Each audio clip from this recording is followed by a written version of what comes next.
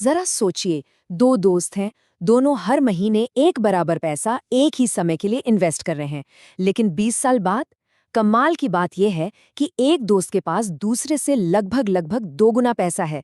अब सवाल यह है कि हुआ कैसे? क्या यह बस किस्मत का खेल था या इसके पीछे कोई बहुत ही स्मार्ट स्ट्रैटेजी छिपी थी? चलिए, आज इसी राज से पर्दा उठाते हैं। चलिए मिलते हैं विजय और कृष्णा से। दोनों ने ठीक 20 साल पहले हर महीने 10,000 रुपए की एसआईपी शुरू की। पैसा बराबर, समय बराबर, लेकिन आज का सीन देखिए। विजय के पास हैं 2.3 करोड़ रुपए और वहीं कृष्णा ने बना लिए 3.9 करोड़ रुपए। ये कोई छोटा मोटा फर्क नहीं है। तो आखिर ऐसा हुआ क्या? देखिए, ये कोई जादू नहीं था और नहीं सिर्फ किस्मत की बात थी। इसका जवाब छिपा है उनकी स्ट्रैटेजी में, उनके इन्वेस्टमेंट करने के तरीके में। तो चलिए थोड़ा और गहराई में चलते हैं और समझते हैं कि विजय से कहाँ चूक हुई और कृष्णा ने ऐसा क्या अलग किया। तो सबसे पहले बात करते हैं विजय की। देखिए, उन्होंने वही आम गलतियां की जो हम में से ज्यादातर लोग करते हैं, जैसे कि गलत प्लान चुन लेना या फिर मार्केट गिरने पर घबरा जाना। सुनने में ये बातें बहुत छोटी लगती हैं, लेकिन इनकी कीमत उन्हें लाखों में चुकानी पड़ी। ये 3 गलतियां ये बहुत बहुत महंगी साबित हो सकती हैं। और इसमें जो सबसे पहली गलती है ना, यानी गलत प्लान चुनना, इसमें छिपी होती हैं हिडन कॉस्ट्स। ये वो खर्चे होते हैं जो चुपके चुपके आपकी रिटर्न को खाते रहते हैं और कई सालों तक पता भी नहीं चलता। तो विजय ने चुना एक रेगुलर प्लान। अब इसमें होता क्या है कि एक डिस्ट्रीब्यूटर होता है जिसका कह लीजिए 1 से 2% का सालाना कमीशन होता है।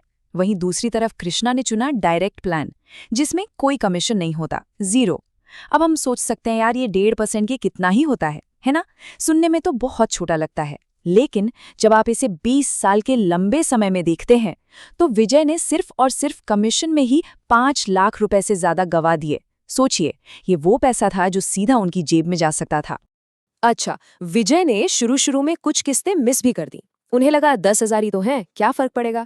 लेकिन वो ये भूल गए कि ये सिर्फ 10,000 रुपए नहीं थे, ये वो बीज था जिस पर सालों का रिटर्न उगना था। इसको ऐसे समझिए, जैसे आप पहाड़ से एक छोटा सा बर्फ का गोला लुढ़काते हैं। नीचे पहुंचते पहुंचते वो कितना विशाल हो जाता है ना? एक किस्त मिस करना मतलब उस गोले को बनने से पहले ही रोक देना। इसी को तो कहते हैं कंपाउंडिंग की असली ताकत। और तीसरी गलती, बाजार में थोड़ी सी भी गिरावट देखी और घबरा कर पैसे निकाल लिए। ये ठीक वैसा ही है जैसे कोई आम का पेड़ लगाए, उसे सालों तक पानी दे और जैसे ही उस पर फल लगने वाले हों उसे काट दे। सब्र का फल मीठा होता है ना? और कंपाउंडिंग के जादू को अपना कमाल दिखाने के लिए वक्त तो चाहिए ही।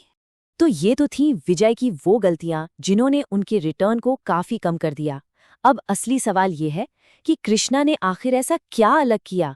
उन्होंने कैसे उन्हीं 10,000 रुपए महीने से लगभग दोगुनी दौलत बना ली? चलिए अब कृष्णा की स्मार्ट स्ट्रैटेजी को समझते हैं। कृष्णा की स्ट्रैटेजी ना 3 बहुत ही सिंपल आइडियाज पर टिकी थी।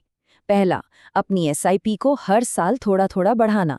दूसरा, बाजार की गिरावट को डर की तरह नहीं बल्कि एक मौके की तरह देखना। और तीसरा, अपने पैसों को अलग अलग जगह लगाकर रिस्क को कम करना। कृष्णा ने इस्तेमाल किया स्टेप अप एसआईपी का। इसका मतलब बहुत सिंपल है, जैसे जैसे सैलरी बढ़ती है एसआईपी भी थोड़ी बढ़ा दी जाती है। मान लीजिए सैलरी 10% बढ़ी तो एसआईपी को भी 5% या 10% बढ़ा दिया। अब ये बदलाव देखने में बहुत छोटा लगता है, लेकिन जैसा कि आप देख ही सकते हैं 20 सालों में ये करोड़ों का फर्क पैदा कर सकता है। जब बाजार गिरता है तो ज्यादातर लोग डर जाते हैं और बेचने लगते हैं, लेकिन कृष्णा इसे एक ग्रेट इंडियन सेल की तरह देखते थे। सोचिए, जब आपकी पसंदीदा चीज पर डिस्काउंट मिलता है तो आप उसे और खरीदते हैं ना? बस बाजार गिरने का मतलब यही है कि आपको वही अच्छे शेयर्स या म्यूचुअल फंड सस्ती कीमत पर मिल रहे हैं। ये खरीदने का मौका है, बेचने का नहीं। कृष्णा की तीसरी स्मार्ट मूव थी डाइवर्सिफिकेशन। इसका सीधा सा मतलब है अपने सारे अंडे एक ही टोकरी में मत रखो। उन्होंने अपना पैसा सिर्फ इक्विटी यानी शेयर बाजार में नहीं लगाया, बल्कि कुछ पैसा डेट फंड्स में और थोड़ा गोल्ड में भी लगाया। इससे क्या हुआ कि अगर कभी शेयर बाजार नीचे भी जाता तो उनके बाकी इन्वेस्टमेंट्स नुकसान को बैलेंस कर लेते थे। तो हमने direct plan, step up SIP और डाइवर्सिफिकेशन, इन सब स्मार्ट स्ट्रैटेजीज की बात की, लेकिन इन सबसे ऊपर एक चीज है, एक ऐसा गोल्डन रूल जिसके बिना ये सारी स्ट्रैटेजीज अधूरी हैं। तो क्या है वो एक चीज जो आपकी इन्वेस्टमेंट की सफलता तय करती है? वो एक चीज है डिसिप्लिन। जी हाँ, अनुशासन। मतलब मार्केट ऊपर जाए या नीचे, आप अपने प्लान पर टिके रहते हैं। बस एक बात याद रखिए, मार्केट को टाइम करने की कोशिश मत कीजिए, बल्कि मार्केट में टाइम बिताने पर फोकस कीजिए। यही सबसे बड़ा मंत्र है। दुनिया के सबसे बड़े इन्वेस्टर वॉरेन बफेट, वो भी तो यही कहते हैं। उनका मानना है कि शेयर बाजार बेसब्र लोगों से पैसा लेकर सब्र करने वालों को देता है। और आज के इस उतार चढ़ाव वाले बाजार में ये बात और भी ज्यादा सच हो जाती है। जब सब घबरा कर बेच रहे हों, तब अनुशासित रहकर अपने लॉन्ग टर्म गोल पर टिके रहना, यही असली विजेता बनाता है।